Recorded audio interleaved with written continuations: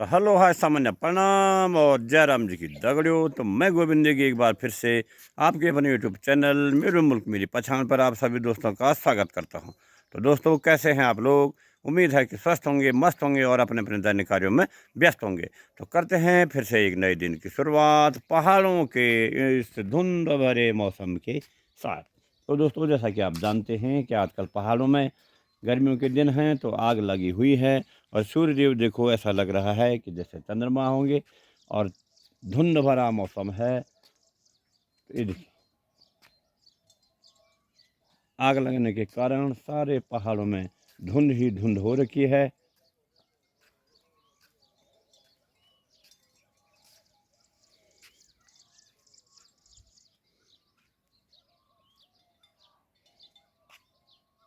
तो चलिए दोस्तों अब मैं आपको लिए चलता हूँ कि गढ़वाल के 52 गढ़ों में से एक गढ़ हमारे क्षेत्र का गढ़ यानी कि चांदपुर गढ़ी।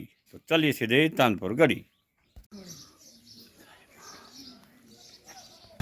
और सामने है दोस्तों चांदपुर गढ़ी राजराजेश्वरी मकरदमा माई का मंदिर और इधर है चांदपुर गढ़ी फोर्ट यानी किला। चलिए दिखाते हैं आपको चांदपुर गढ़ी। ये मेन रोड है और यहाँ से ऊपर पैदल पगडंडी बनी हुई है और सामने है रोड के पली पास जय माँ राजराजेश्वरी गोरजा भवानी चांदपुर गढ़ी आर्यभद्री। और ये है दोस्तों चांदपुर गढ़ी और सामने है श्री गुरु राम राय पब्लिक स्कूल आर्यभद्री और सामने घाटी दिख रही है आर्यभद्री। और ये चढ़ाई है दोस्तों चांदपुर गढ़ी किले में जाने की पगडंडी बनी हुई है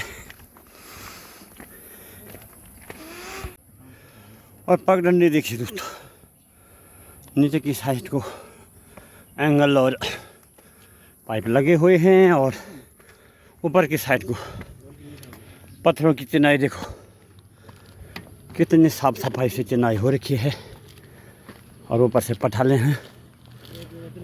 ये देखिए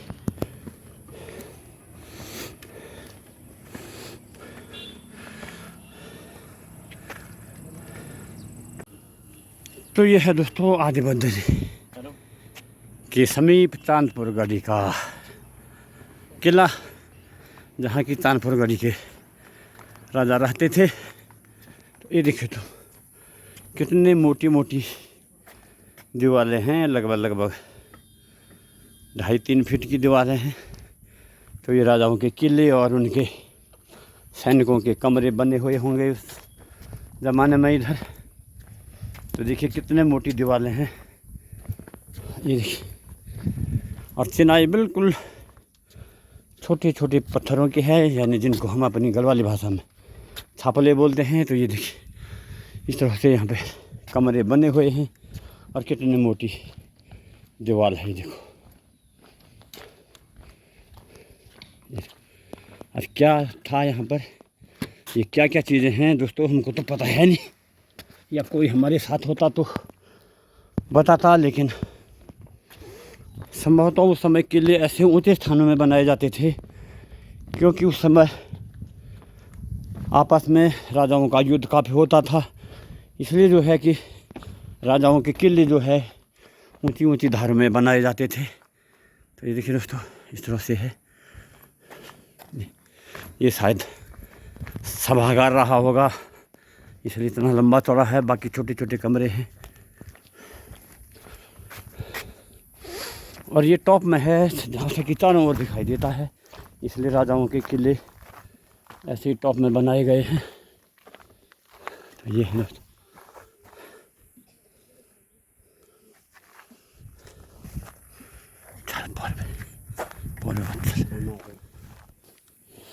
ये देखिए दोस्तों उस समय के राजा के शायद जो राज दरबारी होंगे उनके, तो ये उनके कमरों के निशान हैं। छोटे छोटे कमरे हैं बिल्कुल, लेकिन दीवारें 2.5-3 फीट की हैं।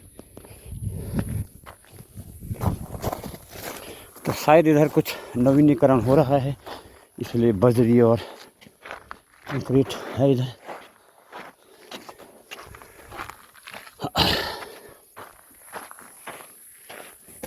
ये सीढ़ी है ये छोटी छोटी देखो, और क्या रहे होंगे ये तो कमरे ही लग रहे हैं। देखो इधर भी छोटे छोटे कमरे जैसे बने हुए हैं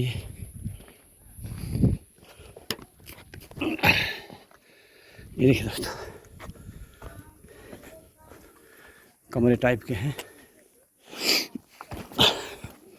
और ये चिनाई देखो कितने लंबे पत्थर हैं। देखिए एक ही पत्थर और इस पर नक्काशी करके मंदिर बना हुआ है।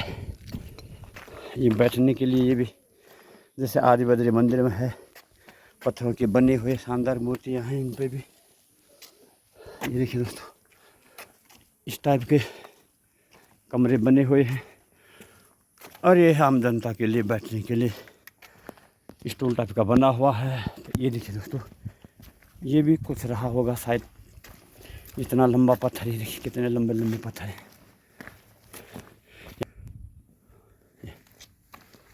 ये है दोस्तों, ये देखिए ये पत्थर देखिए आप, और पत्थरों पर क्या नक्काशी हो रखी है, क्या डिज़ाइन नीचे से बने हुए हैं। ये देखिए क्या कला उकेरी गई है इन पत्थरों पे। ये देखो,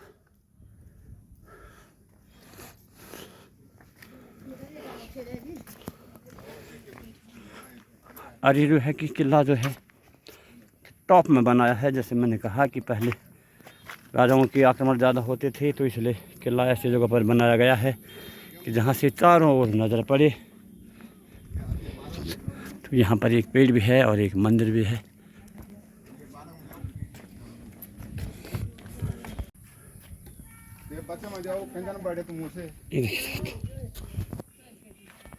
यूं भाई नाली रे बोली नाली, हाँ। अच्छा पानी के हाँ, बेटा जूते पहने थे गरम है पठाल, जूते पहन के पहन लेते बहुत गरम है, पहन लो जूते पहन लो तब आओ। अरे देखो कितना बड़े पत्थर हैं ये, और इन पर सीढ़ियाँ बनाई गई है। ये देखिए दोस्तों, 2 पत्थर हैं यहाँ पर, और पत्थर हैं ये देखिए,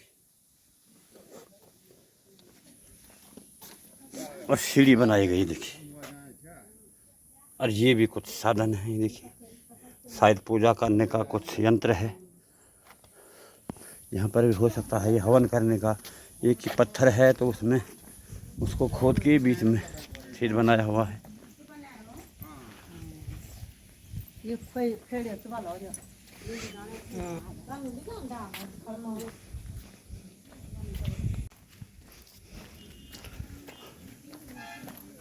और ये है दोस्तों 2 पत्थर, कहते हैं कि राजों का बैठने का था, तो जिसको हम चकुला बोलते हैं अपनी भाषा में, तो ये वो है।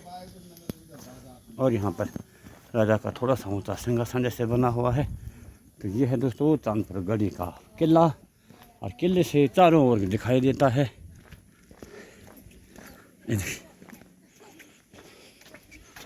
उधर है आदि बद्री, और इधर पूरा क्षेत्र। ये देखिए,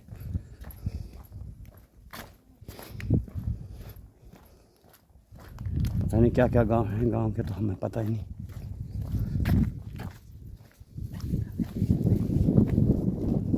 ये देखिए दोस्तों, पूरे किले हैं यहाँ पर, सारे सैनिक। और ये देखिए दोस्तों, ये खिड़कियाँ, और खिड़कियों पर जो है डिज़ाइन उकेरे गए हैं। तो ये जिसको हम खिड़की का मथुरा बोलते हैं, तो ये देखिए मथुरा बना हुआ है और पत्थरी का है, और बाकी इसके संगाड़े होंगे चौखट। तो अब तो किला टूट चुका है, तो कुछ अवशेष बाकी हैं उसके। तो ये सारी खिड़कियों के हैं। ये देखिए इस पत्थर पर भी किस तरह से कला उकेरी गई है। और भी पत्थरों पर होंगे लेकिन टूट रखे हैं। इस पर भी कुछ कला उकेरी गई है। कुछ पत्थर ये हैं, ये देखिए दोस्तों, इनमें सब में छेद हैं, शायद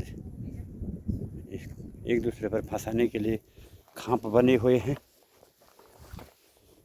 तो ये है दोस्तों चांदपुर गली का किला, जो कि अब जर्जर अवस्था में है, खाली दीवारें हैं।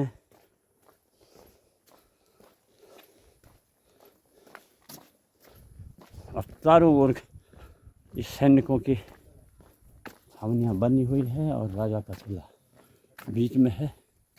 ये देखिए, ये चारों ओर से ऐसे बने हुए हैं।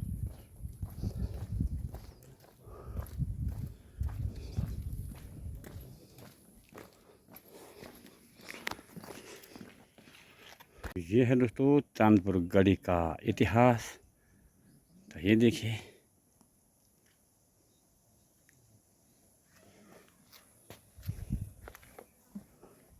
धूप की वजह से ये दिख नहीं रहा है क्योंकि सूर्य सामने है, इसलिए रोशनी आ रही है।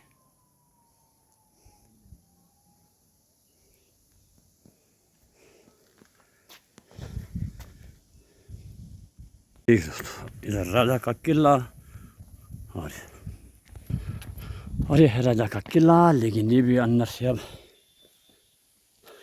नवनिर्माण का कार्य चल रहा है इधर। तो ये देखिए, ये राजा का महल हुआ करता था। तो ये सभागार होंगे, कहीं बैठक होगा, कहीं राजा का शयन कक्ष होगा। तो ये है, और यहाँ पर मंदिर है। ये है,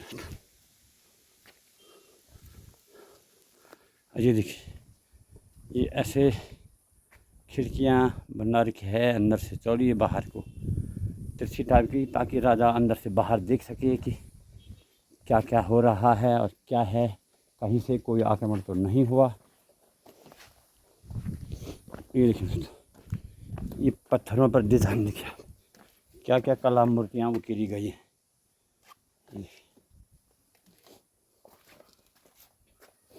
ये देखिए, जैसे मैंने कहा, ये खिड़कियों की डिज़ाइन है।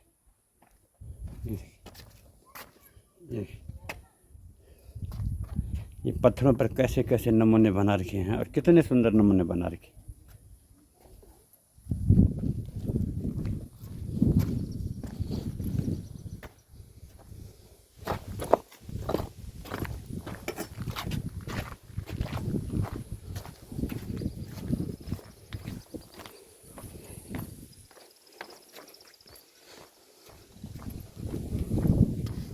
ये देखिए, ये भी कुछ चीज़ रहा होगा, प्रयोग की चीज़ें होंगी।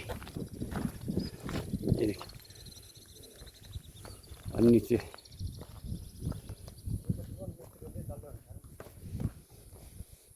ये सभागार होगा राजा का, जहाँ दरबार चलता है। और ये कमरे हैं, और ये भी सैनिकों के कमरे होंगे। इधर भी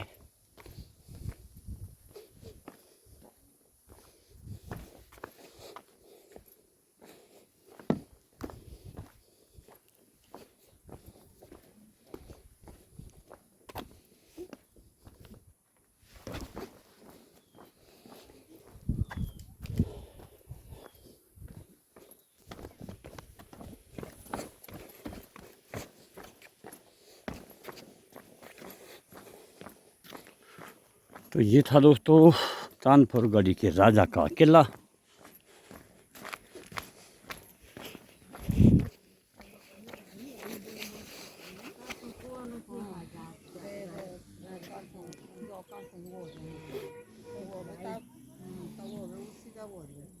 तो ये था दोस्तों चांदपुर गढ़ी किला, जो कि मैंने आपको दिखाया था। तो चांदपुर गढ़ी में प्रथम राजा पंवार वंश के कनकपाल जी हुए और अंतिम राजा अजय पाल जी हुए।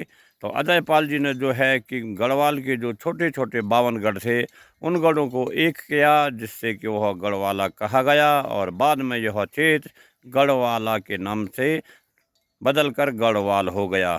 और आप लोगों ने गढ़ रत्न नरेंद्र सिंह नेगी जी के गानों में सुना होगा कि वीर भलों को देश 52 गढ़ों को देश। तो वो जो वीर भर थे, 52 गढ़ थे, तो उनको राजा अजय पाल ने एक करके यह क्षेत्र गढ़वाल नाम हुआ। ये देख दोस्तों, आग लगी हुई है पहाड़ों पे आकर। गर्मियों के दिनों में ये चीड़ के पत्ते गिरते हैं और उन पर आग लग जाते हैं। तो ये देखिए, इस तरह से सारे चीड़ के जंगलों में आग लगी है। और ये छेकुला की धार है, और धार के इधर जो है कि ये रोड़ी की बिल्कुल साइड में आग लगी हुई है। सारे छोटे छोटे पेड़ धो धो कर जल रहे हैं।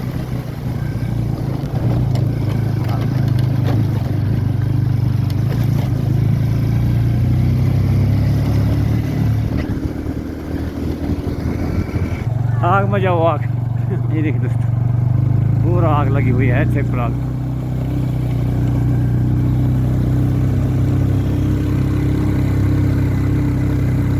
ये देखिए,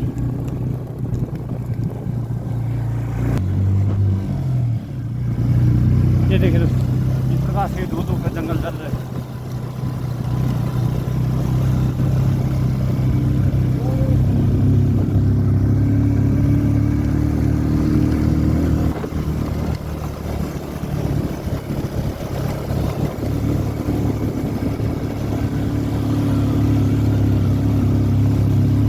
ये देखिए दोस्तों, कैसे आग लगी हुई है।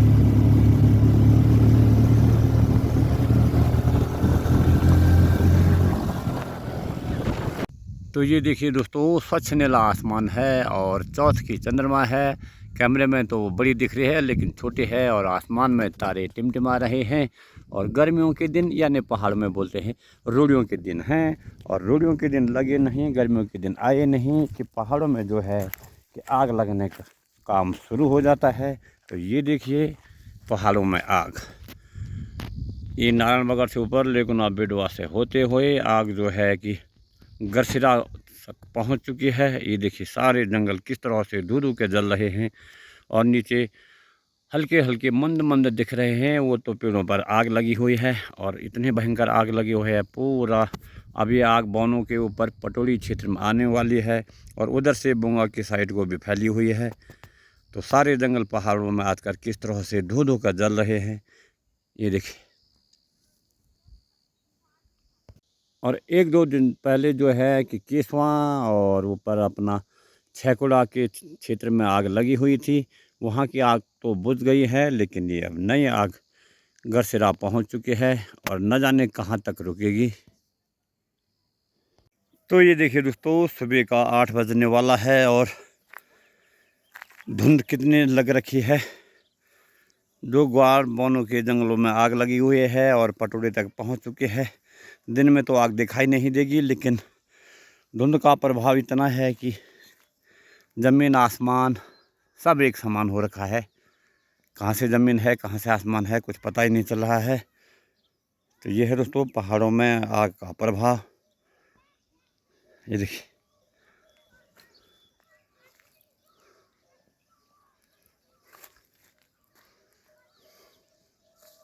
पूरा धुंधला धुंधला हो रहा। और ये देखिए दोस्तों, जो आग कल रात को उधर थी वह पटोरी के जंगल में आ गई धीरे धीरे। तो भयंकर आग लगी हुई है। तो ये था दोस्तों मेरा आज का ब्लॉग। उम्मीद है कि आपको पसंद आया होगा, और अगर पसंद आया है तो मेरे चैनल को लाइक शेयर और सब्सक्राइब ज़रूर करें। धन्यवाद।